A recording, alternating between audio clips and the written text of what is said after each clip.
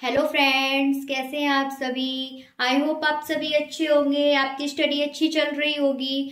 तो हम पढ़ रहे थे चैप्टर द लिविंग वर्ल्ड, और इस चैप्टर में हमने अपने 2 पार्ट्स भी कवर कर लिए थे। तो हमारा पहला पार्ट था व्हाट इज लिविंग, लिविंग क्या है। इसको हमने एक सिंपल सी ट्रिग्राम्स के थ्रू समझा था। फिर हमारा सेकंड पार्ट था diversity in the living world, ये भी हमने कवर कर लिया था। तो चलिए आज हम अपने थर्ड पार्ट की ओर मूव करते हैं। थर्ड पार्ट है हमारा टैक्सोनॉमिक कैटेगरीज। ओके, तो टैक्सोनॉमिक कैटेगरीज को समझने से पहले हम एनसीईआरटी पेज नंबर 4 पर 2 फुल फॉर्म्स दे रखी हैं, आईसीबीएन एंड आईसीजेडएन, इनको समझते हैं।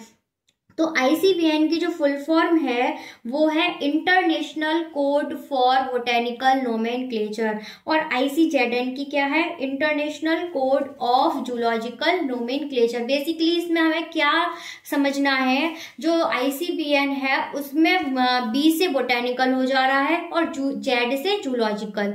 ठीक है, आईसीबीएन का मतलब है जो साइंटिस्ट का एक ऐसा ग्रुप, ऐसी ब्रांच जो कि बोटेनिकल नेम रखती है, जैसे प्लांट, किसी कोई भी प्लांट का बोटेनिकल नेम देती है। ठीक है, ऐसे सिस्टम को हम क्या बोलेंगे, आईसीबीएन, मतलब international code for botanical nomenclature. और जो जूलॉजिकल नोमेनक्लेचर रखता है ऐसा सिस्टम, वो होता है international code of zoological nomenclature. हमें बस यहाँ पर याद क्या रखना है, एक तो बी से बोटेनिकल, जेड से जूलॉजिकल, एंड हमें जो इस पर मेन फोकस रखना है फॉर पर और ऑफ पर। जो बोटेनिकल वाला है उसमें यूज हो रहा है फॉरवर्ड, और जूलॉजिकल वाला है वहां पर वर्ड यूज हो रहा है ऑफ। तो यही छोटी छोटी मिस्टेक्स हमसे होती हैं एग्जाम टाइम में। तो इन छोटी छोटी मिस्टेक्स ना हो, इन चीजों को अवॉइड करने के लिए मैं ऐसे ऐसे पॉइंट्स आपको बताती रहूंगी। ठीक है, तो चलिए हम अपने थर्ड पार्ट की ओर मूव करते हैं, टैक्सोनॉमिक कैटेगरीज,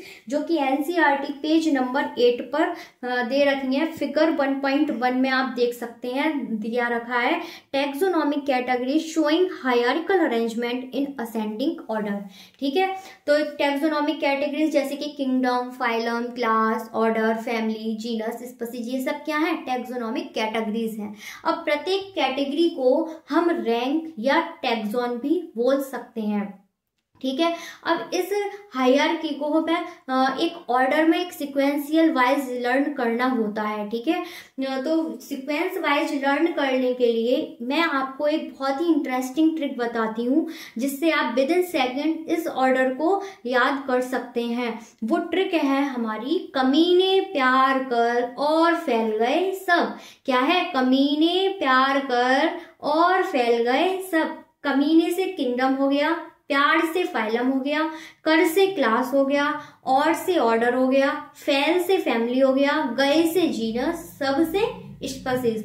तो जो सबसे हाईएस्ट यूनिट है इस हायरार्की की वो है हमारी किंगडम। ठीक है, और जो सबसे लोएस्ट बेसिक और रियल यूनिट है वो है स्पीशीज। क्या है, स्पीशीज। ठीक है, तो ये हमारी एनसीईआरटी ने असेंडिंग ऑर्डर दे रखा है। अब चलिए देखते हैं, इस हमने ये हायरार्की तो एक ऑर्डर तो याद कर लिया, अब इससे क्वेश्चन कैसे बन सकते हैं।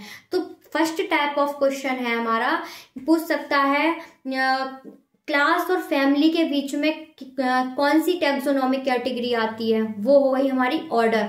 या फिर जीनस कौन सी 2 कैटेगरी के बीच का है, वो हो गया हमारा फैमिली और स्पीशीज। ठीक है, फर्स्ट टाइप ऑफ क्वेश्चन तो ये हो गया। अब सेकंड टाइप ऑफ क्वेश्चन अगर हम बात करें तो बोलेगा एज वी गो हायर या ascending order in the taxonomic categories. तो बताइए कॉमन करेक्टर्स क्या होंगे। कॉमन करेक्टर्स जनरली क्या होंगे, डिक्रीज। जैसे कि समझिए स्पीशीज क्या हो गया, स्पीशीज सिमिलर ऑर्गेनिज्म का ग्रुप होता है। स्पीशीज क्या होता है, सिमिलर ऑर्गेनिज्म का ग्रुप, जैसे कि लॉयन का ग्रुप, टाइगर का ग्रुप, ये सब क्या हो गई, स्पीशीज हो गई। तो बताइए हम कहें टाइगर में ज्यादा कॉमन करेक्टर होंगे या टाइगर और लॉयन में ज्यादा कॉमन करेक्टर होंगे। किस में होंगे? टाइगर में। टाइगर में, ठीक है ना। तो ये क्या हो गए हमारे कॉमन कैरेक्टर, क्या होंगे? जैसे इसमें सबसे ज्यादा कॉमन कैरेक्टर है, फिर हम ऊपर चले और कम हुए, ऊपर चले और कम हुए, तो हमारे कॉमन कैरेक्टर क्या हो रहे हैं? डिक्रीज हो रहे हैं। और जनरल कैरेक्टर की बात करें, सेकंड टाइप ऑफ क्वेश्चन पूछेगा, जनरल कैरेक्टर क्या होंगे? जनरल कैरेक्टर होते हैं जैसे कि पूरा ओवरऑल कैरेक्टर, जैसे कि उनमें डाइजेशन कैसा हो रहा है, हेटरोट्रॉफिक है या ऑटोट्रॉफिक है। तो जनरल कैरेक्टर क्या होंगे? जनरल कैरेक्टर बढ़ेंगे और कॉमन कैरेक्टर डिक्रीज होंगे। और डिफिकल्टीज इन क्लासिफिकेशन, हमें क्लासिफाई करने में डिफिकल्टीज बढ़ेंगी ऊपर चलने पर या घटेंगी? अगर हमें कहा जाए आप लॉइन को क्लासिफाई करो और हम बोले या लॉइन और टाइगर को क्लासिफाई करो, तो आप किसको ज्यादा इजी वे में क्लासिफाई कर पाएंगे? लॉइन को। लॉइन को, है ना। तो क्या होगा, ऊपर चलने पर हमें डिफिकल्टीज भी बढ़ेंगी, क्लासिफिकेशन करने में डिफिकल्टीज भी बढ़ेंगी।